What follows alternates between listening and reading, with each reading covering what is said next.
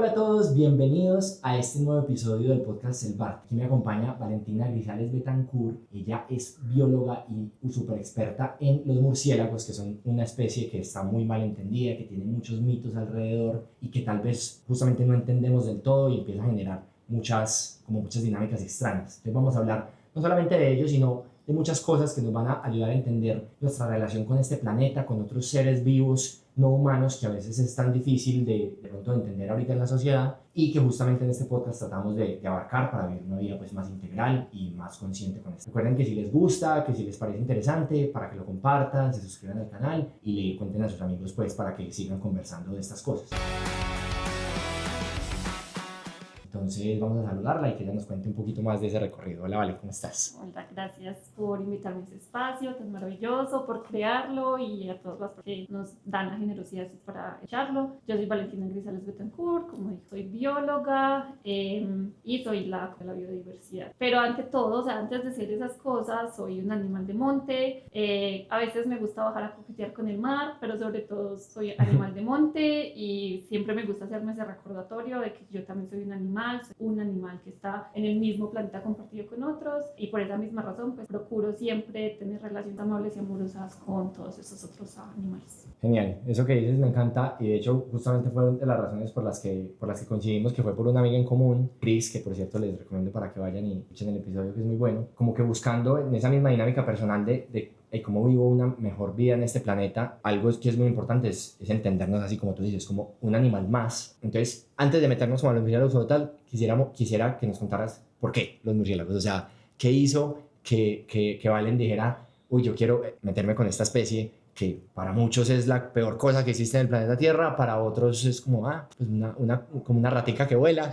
Entonces, contanos un poquito más de eso y ya luego nos metemos ya a la parte más técnica. Esta pregunta tiene como una respuesta romántica y una respuesta como racional. Pues a pesar de que yo siempre fui súper amante de la biodiversidad, pues en ese momento no lo llamaba biodiversidad, pero de los animales y de estar en el entorno natural, pues yo toda la vida fui scout. Yo no entré a la biología por los animales, sino por el ciclo de Krebs, que es básicamente como, sí, las células convierten la comida en energía. Okay. Entonces yo quería ser súper tesa en eso, yo entré a biología por eso, pero luego en tercer semestre vi zoología y yo me acuerdo que la primera historia que nuestro profe de zoología nos contó fue que él es experto en chuchas, muy experto, y él nos contó que él una vez pues como que haciendo campo con unas cajitas en las que nosotros pues como que atrapamos a las chuchas para poder estudiarlas, como que él bajó la tapita y vio los ojos de la chucha y fue como amor a primera vista.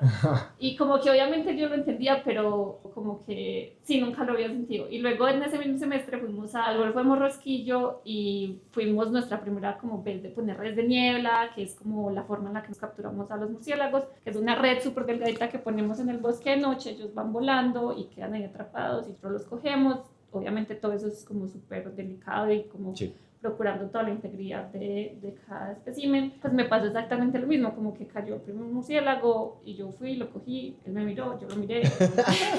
Y te lo juro que comenzó la historia de amor. La historia de amor más hermosa. Pero además de eso, sí hubo como un sentimiento de, pero ¿por qué la gente odia tanto a este animal tan bello? O sea, yo recordaba las imágenes de murciélago que estaban en los libros, esas enciclopedias viejísimas, y eran como esos murciélagos filipinos gigantes que son del tamaño de uno.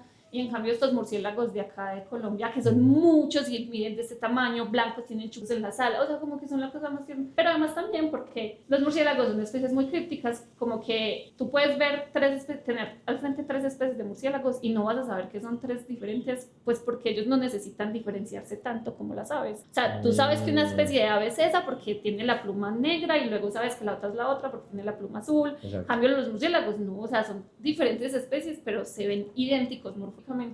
Y eso me generaba como, quiero saber quién es cada uno. Bueno, y pasó algo así muy particular, y era que supe de una noticia de gente que estaba traficando cuerpos de murciélagos. Wow. Y pues como las autoridades encargadas de eso no fueron capaces de darse cuenta de eso hasta mucho después, porque claro, o sea, como quién sabe cómo se ve, no sé, el cuerpo de un murciélago pues sin la piel. Entonces dije como, bueno, aquí hay mucho para hacer. Metámonos como en esos miedos o en esas ideas raras que tenemos, porque posiblemente yo esté ahí en varias, sobre los murciélagos. O sea, ¿qué que entendemos muy mal sobre los murciélagos, porque claro, los consideramos como esos seres como de la noche, pues además de que son de la noche, entonces es como las zarigüeyas que también les va mal por eso, o las arañas, pues hay ciertos animales que tienen muy mala fama simplemente por ser como son, o por salir a las horas que salen. Quiero empezar diciendo como que no hay una sola especie de murciélago, sino Claro. muchísimas especies de murciélago, porque es lo mismo que le pasa a la chucha, como que todo el mundo cree que solo existe la chucha de la ciudad y luego cuando uno les muestra la cantidad de bellas aves que existen, como que dicen que no. Yeah. Entonces como que eso, hay una gran diversidad y como que los murciélagos de hecho no todos son nocturnos, de hecho es como que los que viven acá como en el continente americano, todos diría yo, son nocturnos, pero la mayoría de los que viven como en África y en esas latitudes, esas longitudes, perdón, son diurnos y de hecho comen fruta, o sea, ese zorro volador que tanto le tenemos miedo, ese parcero solo come fruta y se mueve de día y tiene unos ojotes gigantes, que me lleva a la segunda cosa, los murciélagos no son ciegos para nada, de hecho tienen uno de los sistemas pues como más pros, o sea, ellos pueden ver con los ojos, pero además pueden ver con esa otra cosa que llamamos ecolocalización, que básicamente es como que ellos pegan un gritico y las ondas se van, chocan contra algo y se devuelven y ellos son capaces de decir como se devolvió de esta manera, eso es una mosca o eso es, y eso es lo mágico, o sea, como que y aparte de eso, como mosca. Que sí, es como que como dependiendo del nivel de, o sea, como que ellos gritan de cierta manera y lo que se devuelve, ellos saben si es una presa o si es otro murciélago, o si es un árbol, o cierto, y entonces si quieren buscar algo específico, ellos también son capaces de hacer sonidos, pues como estos, pues los llamo críticos como para que nos entendamos. Sí. Entonces, nada que ver, no son ciegos y de hecho, para mí, por el contrario, tienen más desarrollada la visión que cualquier otro. Pero entonces, volviendo a eso, como no es una única especie, no todos son nocturnos, no son ciegos y no son ratas voladoras. Pues son grupos totalmente separados. Cree que diferentes como grupos de murciélagos surgieron de diferentes orígenes, entonces, o sea, son un grupo muy diverso. Okay. Y los murciélagos, de hecho, son como los animales después del ser humano que han logrado colonizar más espacios en el planeta. O sea, tú puedes encontrar un murciélago en el páramo y lo puedes encontrar en la costa pescando y lo puedes encontrar en latitudes muy altas, pues como pues no decir que cerca de los polos, pero sí muy altas, pues o muy alejadas en boreales, sí. Y han logrado colonizar, y eso se da porque es que existe el murciélago que come insectos, pero además dentro de los que come insectos existe el que come los insectos que salen a las 5 de la mañana, pero existe el que come los insectos que salen a las 7 de la mañana y esos dos son súper diferentes. O existe el que come fruta, uno que solo come pescado o sea, son súper diversos. Y por supuesto dentro de esos está el que consume sangre, que de miles de especies de murciélagos que existen, solo 3 consumen sangre y esas solo están aquí en el neotrópico. Y de hecho un dato que a mí me encanta y es como cuando Bram Stoker escribió Drácula, en Europa no se sabía que existían los murciélagos vampiros, no se sabía, ¿puedes creer eso? O sea, fue una total coincidencia. O sea, primero en Europa no hay murciélagos vampiros porque, como les digo, esto está concentrado aquí como en el neutro. Wow. Y entonces, profeta. Cierto, y entonces como, de hecho ni siquiera fue como una mala fama infundada, sino como, fue una mala coincidencia. Exacto. Pero bueno, entonces solo están aquí en el neotrópico. 2 de esas especies consumen es como sangre como de aves de corral y así, y el que consume de sangre de mamíferos, que nosotros somos mamíferos, o sea, les puedo jurar que él siempre va a preferir una guaguita bien rica del monte que un humano, pues bien, con una sangre bien infestada de capitalismo. Soy demasiado segura. Pero por supuesto se han dado casos de como de mordida de murciélago, y como lo que hace el murciélago es que como que él no pica ni nada de eso, sino que él te clava los colmillos, y ellos en los colmillos tienen como una manera de inyectarte una enzima que se llama draculina. Pero gran nombre. O sea, sí. Y entonces eso lo que hace es que la sangre no te coagule, y entonces como que lame la sangre, pero entonces él no te muerde, no te arranca un pedazo de piel, nada, sino que es eso. Y pues sí, ellos sí son transmisores de rabia y la pueden transmitir, pero normalmente los murciélagos que transmiten la rabia pues están asociados como a bosques muy degradados por la ganadería, o sea, como que con dificultad, pues yo creo que en un bosque muy conservado estos murciélagos podrían tener rabia. Entonces los murciélagos de la ciudad pues como que vemos volando alrededor de los árboles, esos chiquititos que vemos como viviendo en colonias así en los edificios, no son murciélagos vampiros, ellos no te van a morder. Los murciélagos, para arrancar a volar, ellos tienen que caer y alzar, como abrir las alas, y de esa manera es la única en la que pueden volar, y por eso ellos tienen que dormir colgados. O sea, ellos no, tú no caes a un murciélago acostadito en una piedra, porque para ellos volar necesitan como soltarse de una altura, abrir las alas, y cuando ellos están en el suelo, ellos no son capaces de hacer nada, menos el murciélago vampiro, porque ellos tienen algo que se llama el pólex, que es como este dedo muy largo, y ellos son capaces de arrastrarse. Entonces, si ves un murciélago arrastrándose, es un murciélago vampiro, no lo cojas, más bien llama a alguien. Bueno, si ves en general un murciélago herido, llama a las autoridades, pero si es un murciélago que está ahí quietecito, te juro que no te va a hacer nada. O sea, no es un murciélago vampiro, no te va a hacer nada. Bueno, esa me pregunta. Entonces, si un murciélago está ahí y nadie lo coge, entonces ya, ese murciélago está condenado a morir. Casi. Ok. O sea, ellos casi que no pueden caer. O sea, no. Sí. Su función principal, no te caigas. No, y de hecho, o sea, imagínate vos colgado todo el día. O sea, piensen en cuando uno está haciendo ejercicio colgado, la muerte. Entonces ellos tienen un mecanismo de que cuando se cuelgan, yo no me acuerdo cómo funciona, pero como que hay algo muscular, como que se luxa. Entonces como que la articulación queda bloqueada, y por eso ellos pueden estar bloqueados, porque hay murciélagos que hibernan. Entonces imagínate murciélagos meses colgados ahí, claro. Y ellos lo que hacen es como que luxan la articulación. Tal vez no ese sea el término, pero más o menos como, y nada, pues como que ya ellos no tienen que hacer ningún esfuerzo. Exacto.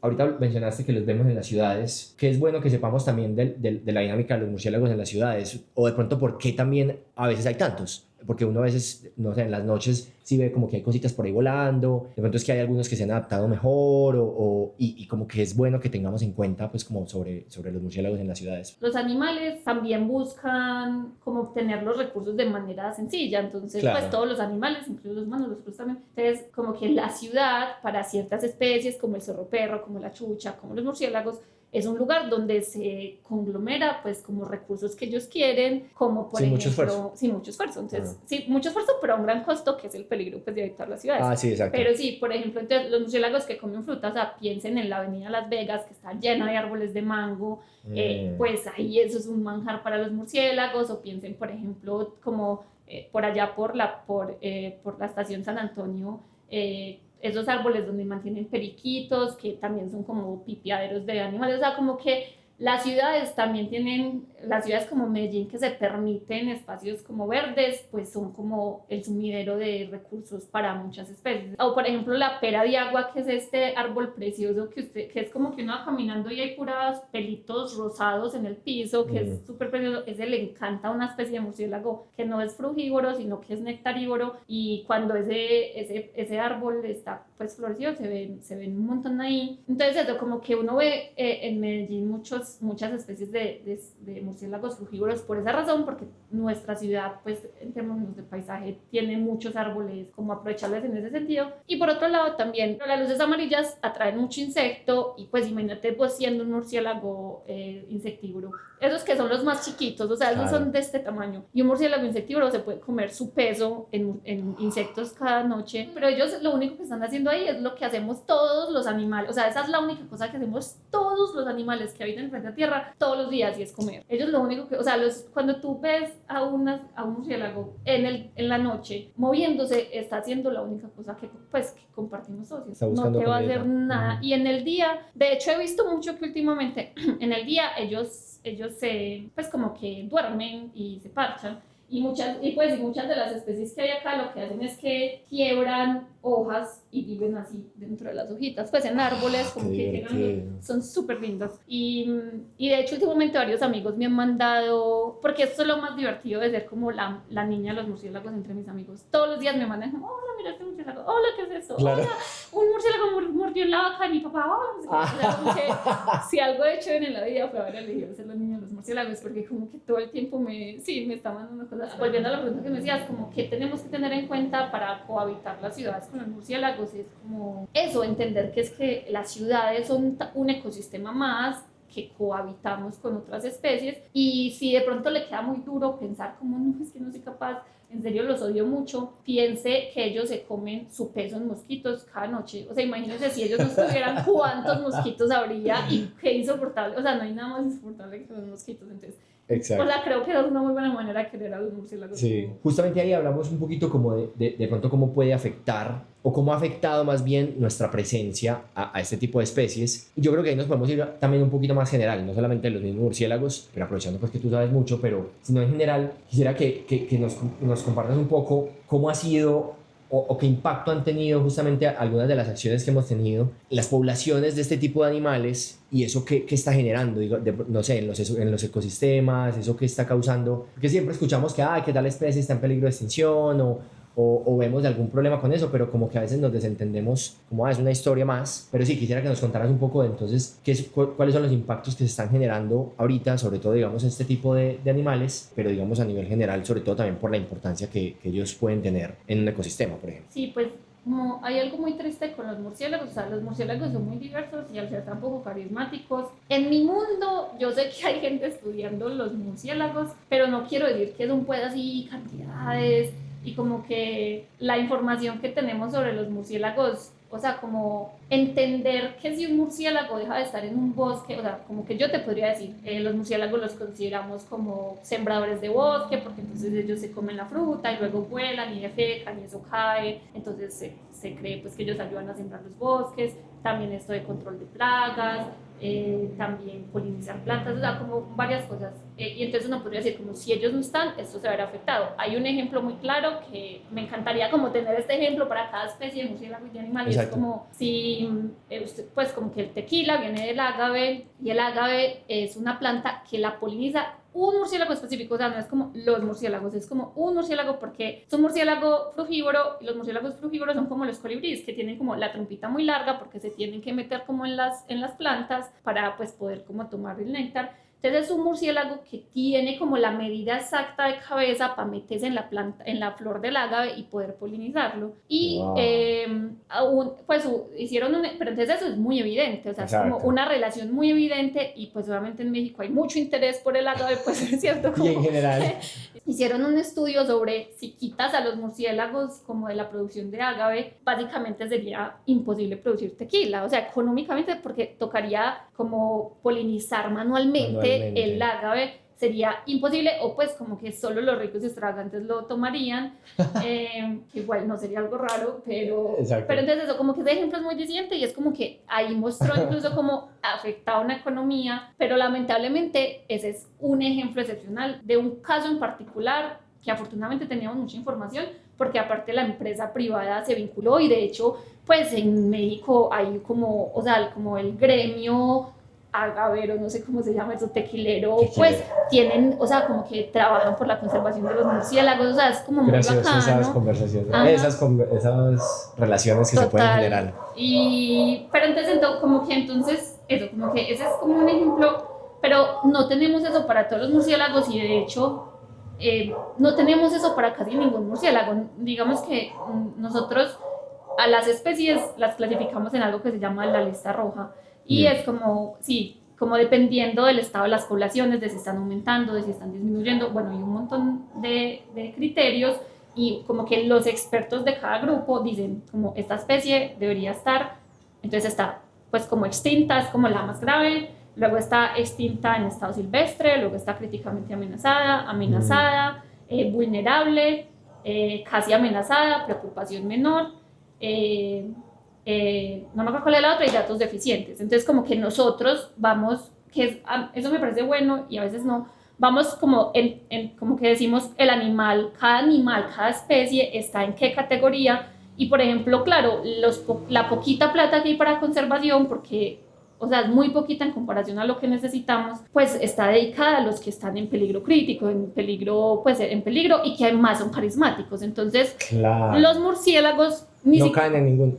Ni siquiera es que no estén en preocupación, están en datos deficientes, que para mí datos deficientes es tan grave como críticamente amenazado, porque básicamente es como, no sabemos. No tenemos ni idea Y es muy difícil, o sea, estudiar a los murciélagos no es fácil, pues como, o sea, en general estudiar, y aquí pues podremos tener otros grupos y yo diferencias, pero como que estudiar a todos los grupos taxonómicos es muy difícil, pero los pajareros salen por la mañana, vuelven, descansan, luego salen al mediodía, si tienen ganas, y luego salen otra vez por la noche. Los herpetólogos salen por la noche, pero cuando trabajas con mamíferos, entonces tienes que cebar en la madrugada las trampas, luego tienes que preparar, luego tienes que salir a abrir las redes a las 7 de la noche, luego quedarte toda la noche hasta la madrugada, como sacando los murciélagos de la red. No es como que sea súper fácil encontrar una especie. Exacto. De hecho, hay pues hay especies para las que solo se tiene como el espécimen de colección con el que se describió esa especie y ya, o sea, no hemos vuelto a ver más. Entonces, lastimosamente para los murciélagos no tenemos como la información para decir como ni la información, ni tampoco hay como un interés muy grande en este momento, porque sí está, por ejemplo, para las tortugas de mar o para el puma o sí, como otros animales como más grandes, pero para los murciélagos no, aunque se están gestionando proyectos muy bacanos. Hay un murciélago que es endémico de acá de Antioquia, que lo encontraron en Maceo y se está montando todo un proyecto muy bacano alrededor de ese murciélago, que yo creo que va a ser pionero para que otros murciélagos puedan también como que recibir apoyo. Pues tú trabajas en conservación y en general pues como entendiendo, digamos, los procesos de muchas especies y de los ecosistemas en general. ¿Qué debería, como poniéndonos un poquito medio negros, pero yo creo que eso ayuda como a entrar en conciencia, qué debería preocuparnos de lo que está pasando ahora, digamos, tanto en cambio climático, pero también, no sé, en pérdida de especies, en pérdida de ecosistemas? De pronto, si quieres, puedes hablar específicamente de murciélagos o a nivel general de información que tengas por ahí, para que ya después pasemos a entonces qué podemos aprender y qué podemos empezar a cambiar. Hay una imagen que a mí me encanta, fue como un meme que se fue desarrollando durante la pandemia y fue como que era como una ciudadcita y había como una olita que iba como encima de la ciudad, que era como COVID. Y entonces yo me acuerdo que a la semana que nos encerraron, yo estaba viendo una clase de finanzas climáticas en esa época, y yo me acuerdo que llegamos a la clase y el profesor era un corredor de bolsa y el man estaba súper trasnochado, o sea, se veía que la estaba pasando súper mal. Y él nos dijo como, pues, COVID ni mierda, eso no es el gran problema, el problema es la crisis económica en la que vamos a entrar. Entonces, como a la semana que nos encerraron, ese mismo meme apareció, pero entonces era la ciudad, la olita que decía COVID y luego una olita que decía recesión económica. Ajá. Y luego empezaron a salir estadísticas de que la temperatura, que estaban bajando las emisiones, que el encierro estaba siendo bueno para el cambio climático, pues como para el medio ambiente, pero luego empezaron, o sea, como rápidamente salieron estadísticas como de que las reuniones en Zoom se habían multiplicado no sé cuánto, entonces que la capacidad de la nube y el uso de energía, que la cantidad de tapabocas que se estaban desechando. Entonces, como al mes y medio de que empezó la pandemia, entonces ya el mismo meme, la olita de recesión y la olita de cambio climático. Y ya luego, no sé quién fue, que ya cuando había pasado varios tiempo, como que salió ese mismo meme, pero al final era una ola gigante que decía pérdida de biodiversidad. Y a mí me gustó mucho ese meme y fue muy bacano como ver cómo salía así fragmentadito, porque pues como que todos, o sea, nosotros estamos atravesando muchas crisis, muchas crisis, o sea, nosotros atravesamos una crisis socioecológica muy compleja que es necesario fragmentar, o sea, claro, uno no puede solucionar el hambre si uno mete en el mismo paquete hambre, desigualdad de género, no sé, todo tiene que ver con todo, pero como que uno tiene que nombrar las cosas. Pero miras que si tú te pones a pensar como en todos los problemas, o sea, los humanos necesitamos como darle forma a un enemigo claro, al cual echarle la culpa, por supuesto, pero también que va a ser como el enemigo que va como a tener el cuerpo en el que vamos a estar en contra. Entonces, el cambio climático es muy fácil porque es el CO2, ¿cierto? Y el CO2 lo podemos traducir en carros, pero para la biodiversidad, no. O sea, como cuál es el enemigo. Y es muy importante entender que la pérdida de biodiversidad, o sea, es como la base de la solución de todos los otros problemas. Y no me refiero solo al cambio climático, me refiero incluso a los problemas económicos, me refiero al hambre, me refiero a la desigualdad de género, porque todo, o sea, como que todo lo que pasa en este planeta Tierra está ligado a la salud de este planeta Tierra. Entonces, como que afectar la biodiversidad, o sea, como que estemos yendo en contravía de la biodiversidad, es a la final estar en contravía de todo, y que aunque el mensaje no es como todos tienen que ser amantes de la naturaleza y amantes de los murciélagos como yo, al final del día, un poquito sí, porque o sea, ninguna otra lucha se va a ganar en un planeta en el que no se puede luchar. O la pregunta no es cómo podemos salvar este planeta, porque es que yo creo que eso también nuevamente nos pone a nosotros como en el centro, como a nosotros fuimos los villanos, pues entonces seremos los héroes. Entonces yo no sé si tampoco esa es la pregunta, pero entonces cómo podemos comenzar a nosotros a ser parte de cómo este planeta sí está hecho para funcionar. Como que lo primero es, para tener este tipo de conversaciones, es muy importante saber desde qué lugar uno se está anunciando. Y no me refiero como a ismos, como ay, el vegetarianismo, no sé qué, sino como cómo te sientes tú frente, o sea, como que cuál es tu realidad y tu contexto hoy frente a esas cosas.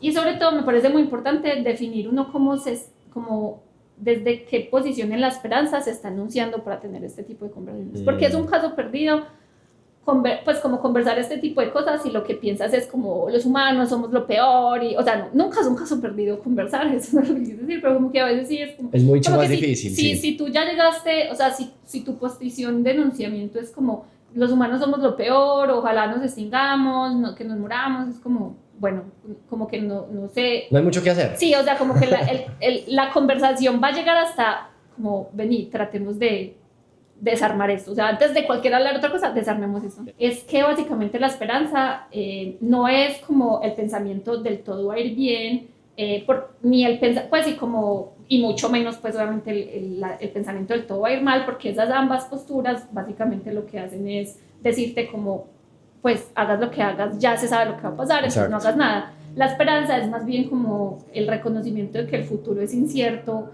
el futuro es mañana o es dentro de 100 años, y que en esa incertidumbre hay mucho que hacer. Como que mis respuestas van muy enfocadas, mis respuestas y como mi relacionamiento con esa pregunta que tú me haces, pues que yo la traduzco como en cómo hacemos que este planeta sea un lugar más empático, amoroso, y que nuestras relaciones sean más amables. Entonces es como yo voy a responder a esa pregunta como enunciándome desde esta postura de la esperanza.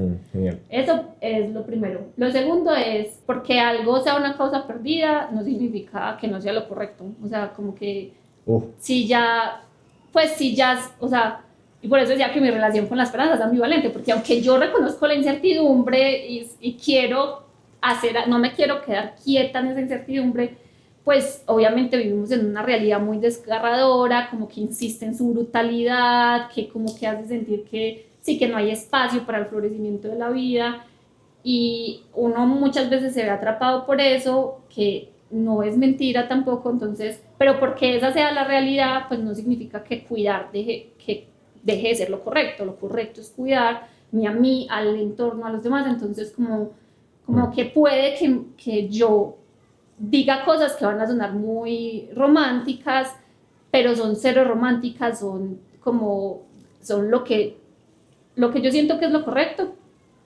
sino que también, o sea, no es como que yo diga lo que yo pienso es lo más correcto y la única verdad, sino que es que yo a veces pienso como lo que yo pienso es lo que va a asegurar que el aire se pueda respirar, o sea, como eso, como no es lo correcto, pues, y no es como lo que yo pienso, sino como el espíritu ambientalista y amoroso con el planeta, pues es lo correcto, porque es lo que va a permitir que haya bien efecto, pero bueno, whatever. Sí.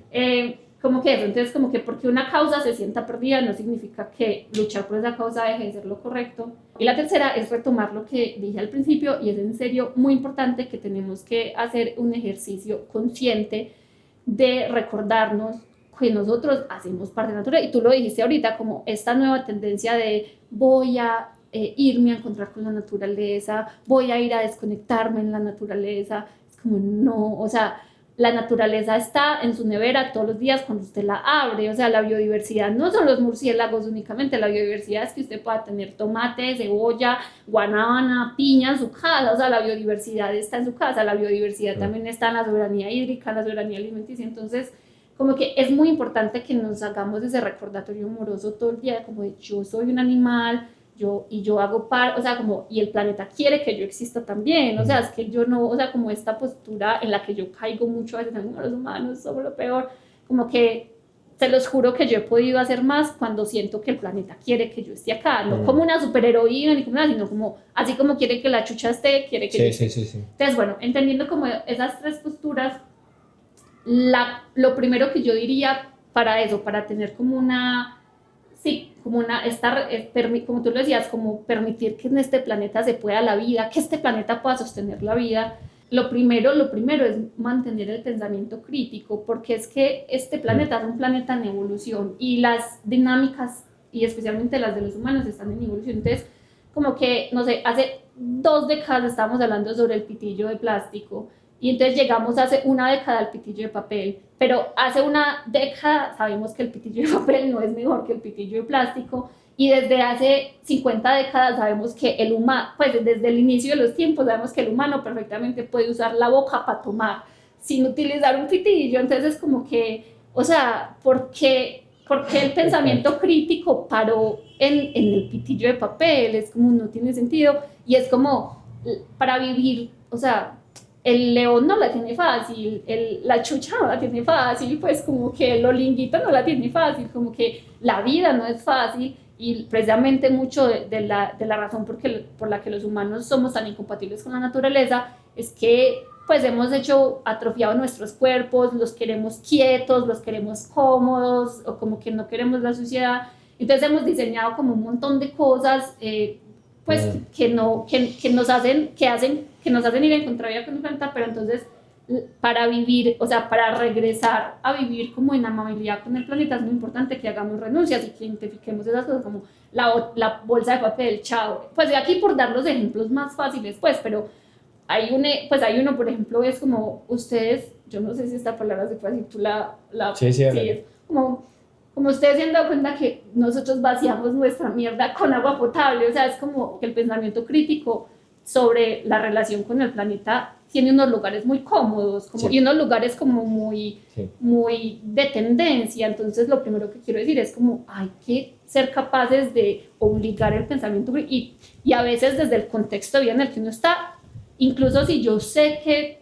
tal vez lo que estoy haciendo hoy no es todo lo que se puede hacer, pues está, o sea, uno no siempre por el contexto de vida puede ser pues la versión más sostenible, y estoy usando sostenible, pero no es lo que es más amigable con el planeta o más amable. Uno no siempre puede ser la versión más amable, ojalá que sí, pero eso no implica que uno no sí siempre pueda llevar más allá el pensamiento crítico. Hay que tomar una posición activa, o sea, como si uno tiene un poquito de conciencia de lo que sea, conciencia social, conciencia de género, conciencia de clase, o sea, si uno mira con un poquito de detenimiento cualquier conciencia, se dará cuenta muy rápidamente que todo está, pues que uno puede encontrar rápidamente la relación con el medio ambiente, y desde cualquier punto, o sea, desde cualquier posición se puede hacer algo porque el planeta se encuentre mejor y porque nuestra relación sea mejor. O sea, pues como que si cada persona desde su posición dijera como, se diera cuenta que puede como hacer algo, es pues como que sería, o sea, sería increíble. Y por eso es que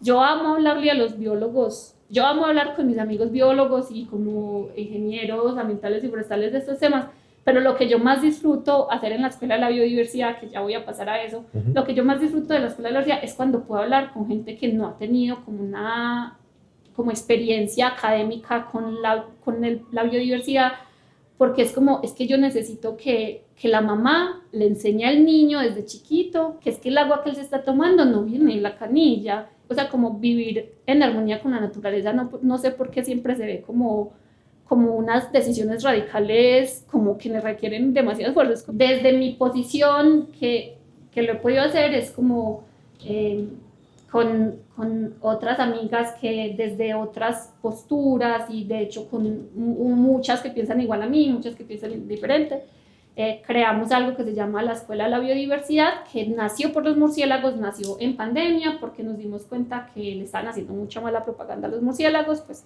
que decían que venían los murciélagos, no dije algo que es lo más importante, y es cierto que los murciélagos tienen muchos virus, pero no se mueren. O sea, usted nunca ve un murciélago muerto de ébola, o nunca vimos murciélagos pues muertos de COVID. O sea, los murciélagos tienen en su sistema inmune una clave súper valiosa para tratar los virus. O sea, ellos son como meros médicos de los virus. Y ya conocemos un poquito más de eso. Eso tiene que ver con el hecho de que, pues, volar para un ser vivo tan pequeñito requiere mucha energía, y eso hace como que si un animal como los murciélagos hiciera lo que los murciélagos hacen, viviría inflamado, pero el murciélago no quiere vivir inflamado, entonces tiene un sistema como inmune que como que el murciélago va volando y se va porreando el cuerpo un montón, pero el sistema inmune se lo va recuperando de una. Y entonces cuando llega un virus es como chao, o sea, obviamente aquí no Ya está súper entrenado. está súper entrenado, entonces es como, hay mucho que aprenderle a los murciélagos. Entonces, bueno, empezó pues la escuela de la biodiversidad, empezó por eso, y porque además escuchamos que en el municipio, pues, o el pueblo donde la escuela empezó, el alcalde le estaba diciendo a la gente como que los murciélagos eran ratas y que no sé qué, fue como, Dios mío. Y en la escuelita, como en la que empezamos a trabajar, en la sala de cómputo, los murciélagos como que se metían a dormir y poposeaban. Y a propósito de que acabo de mencionar ese término, el guano, que es el popó de los murciélagos, es el mejor fertilizante del planeta. O sea, hay lugares donde pagan pues la plata de tu vida por eso. Sí, entonces empezó con eso, como que queríamos ir a ese pueblo y empezar a socializar sobre el murciélago. O sea, queríamos hablarles de todo, pero como que luego dijimos como, bueno, empecemos con los murciélagos. Y luego se fue regando y ya llevamos más de 7 años, y lo que hacemos es construir espacios para promover relaciones más amables con el planeta. Y como te digo, por supuesto nos gusta hacerlo con estudiantes, jóvenes, universitarios, pero ya nos gusta para madres, o sea, generamos espacios para madres cabeza de familia, para empresas, sí, como cualquier persona que quiera hablar de biodiversidad, la Escuela de la Biodiversidad está ahí para crear un espacio amoroso, seguro, donde podamos como aprender cómo ser más amables con el planeta. Hemos diseñado ciudades enteras y cosas enteras para no tener que movernos tanto, y ir a buscar comida o ir a hacer cosas, pero entonces hay un montón de enfermedades que empiezan a nacer al respecto de eso, y me encantó lo que dijiste del sistema inmune de los murciélagos, porque yo creo que ahí está la misma respuesta de la biología y pues de la vida en general. O sea, la vida necesita esforzarse o que la tiene dura. Tú lo decías, que los animales la tienen dura para ir a buscarla. Nosotros solamente tenemos que abrir una nevera, o digamos lo más duro es que nos alcance la plata para comprar la comida en el mercado. Como que el mismo cuerpo y la misma vida sabe que cuando hay desafío, cuando hay dificultad, ahí es cuando crece. Y yo creo que se nos está olvidando eso. O sea, como que no estamos creciendo justamente por nuestra incapacidad de enfrentarnos a lo incómodo o a lo difícil. Y un animal, una planta, todos los días está en esas. Un hongo, pues todos los seres. Entonces, me parece genial eso. Y lo otro es con el tema de la escuela, que yo creo que ahí es también un ejemplo perfecto. Es como siempre hay algo que se puede hacer, y a veces también damos esa mirada como, bueno, que lo hagan los ambientalistas o los hippies o no sé qué, pues como que dejan eso como a un grupo, como si fuera una ideología más, que es que yo creo que eso entre líneas es lo que estás diciendo, como si el ambientalismo fuera una ideología, como otras que no es que no sean importantes, pero no es una cuestión de una ideología, no es como que los ambientalistas somos unos es que es una cuestión de que todos de alguna manera debemos ser parte de eso. Es nuevamente por eso, porque por más que te importe lo que te importa, sea lo que sea, nuevamente en este planeta. Exacto, o sea, no creo que vayas a poder, por lo menos no en los próximos 100, 200 años, irte a Júpiter y empezar a hacer esas cosas. No se puede. Entonces creo que sí es algo que nos debe importar, impactar más, y no como una cuestión de culpabilidad y demás, porque a veces también el discurso va hacia ese lado, sino es como de eso, de hacernos conscientes de que en este planeta, pues digamos, todos hacemos parte, pero eso también implica que demos de nuestra parte. Justamente los murciélagos lo hacen, las cucarachas lo hacen, los hongos, todos. Yo creo que nosotros tenemos que aprender bastante de eso.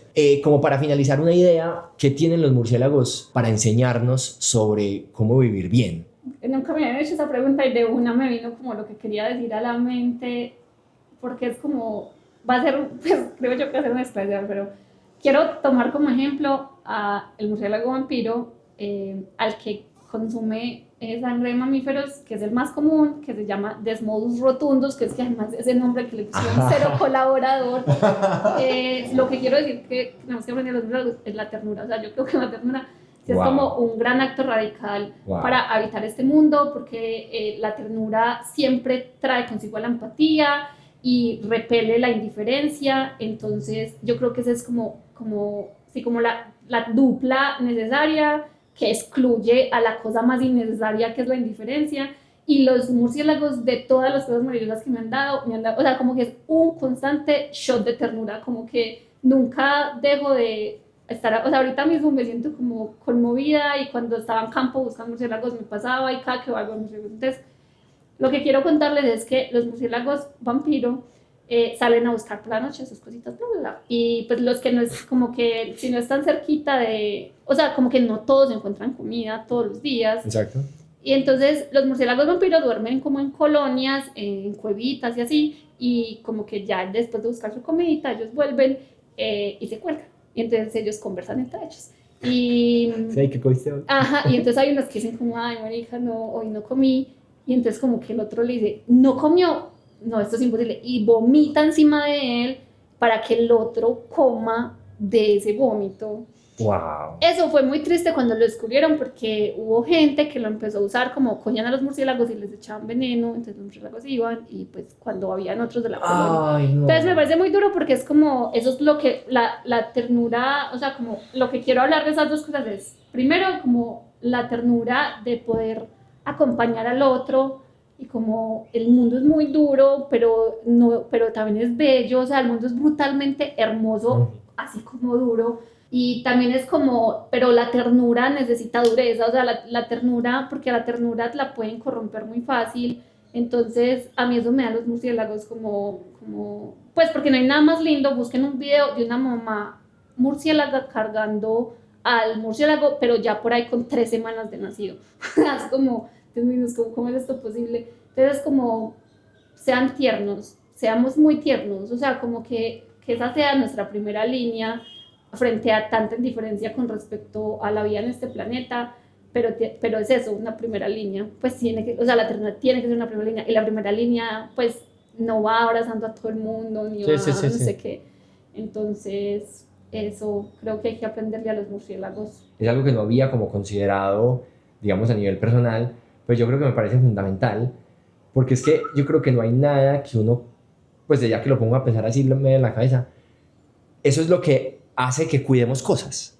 O sea, y que hace que la naturaleza también sea linda en ese sentido como de cuidar, como de cuando vemos, no sé, un animalito, o cuando muestran que la nutria que lleva su piedrita, y este montón de cosas, es como entonces como que eso nos produce esa cualidad tan linda que creo que sí tenemos los seres humanos, que es muy importante, es de cuidar.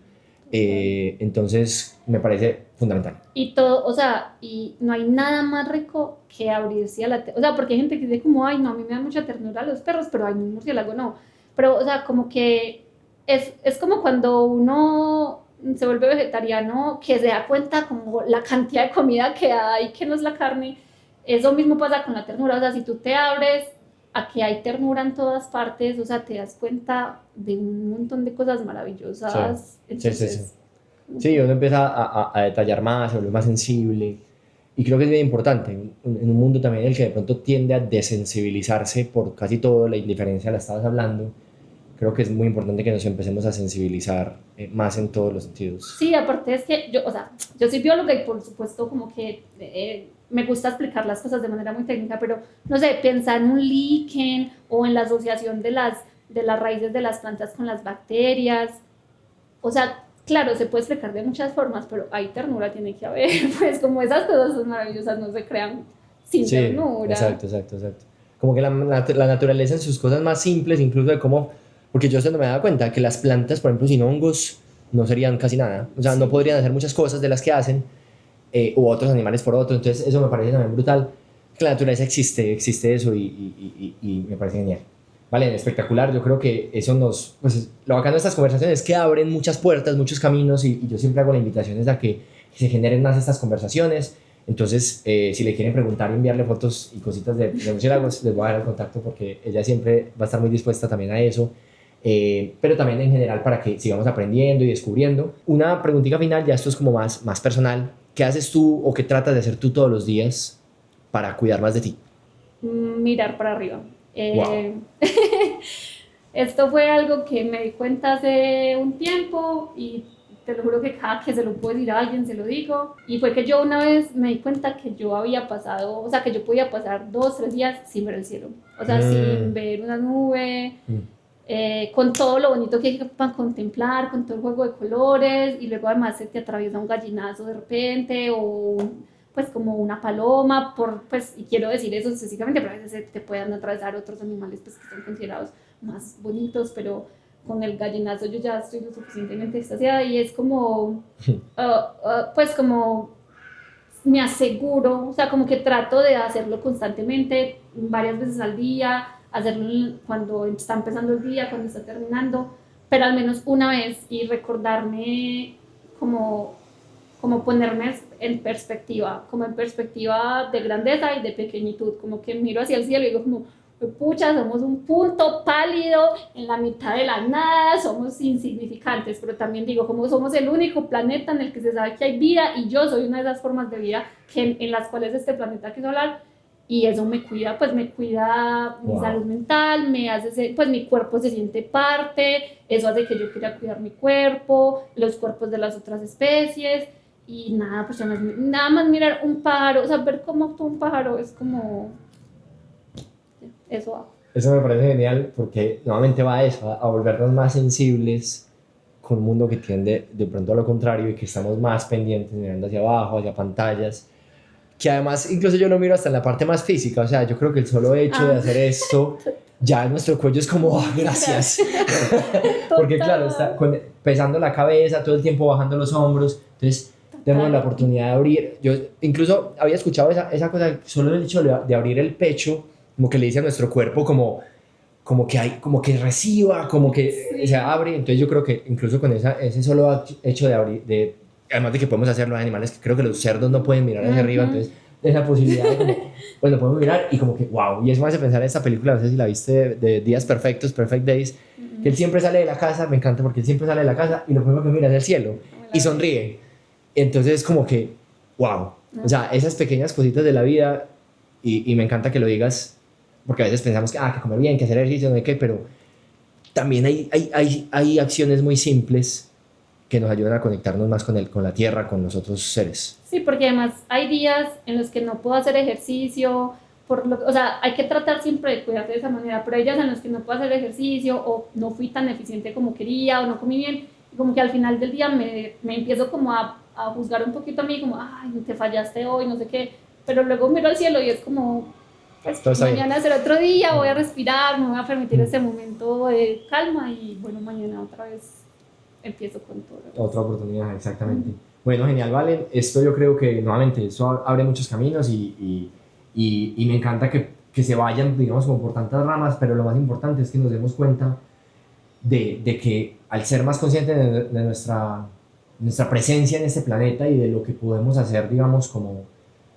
Y yo creo que más que cambiar de ser, no, voy a cambiar esa idea, más que lo que podemos hacer es lo que podemos empezar a ser, o sea, porque creo que también hemos perdido esa diferenciación. Entonces, gracias, de verdad, muchas gracias por lo que haces, por lo que vives, por lo que has estudiado, por visibilizar también estos animales que lastimosamente a veces no tienen voz o no tienen presencia en algunas esferas de cosas que consideramos importantes, pero que creo que deberíamos empezar a cambiar nuestro sistema de valores, o más que cambiarlo, sí, o ampliar o devolverlo, o sea, porque es que ya lo teníamos. Entonces creo que ya pues viene de fábrica. Entonces gracias a los que escucharon y vieron hasta acá, compártanlo con otras personas, alguien que de pronto le tenga susto a los murciélagos, de pronto le ayuda a cambiar un poquito su visión, porque pues yo creo que eso se trata. Entonces muchas gracias y nos estaremos viendo en otro episodio. Chao.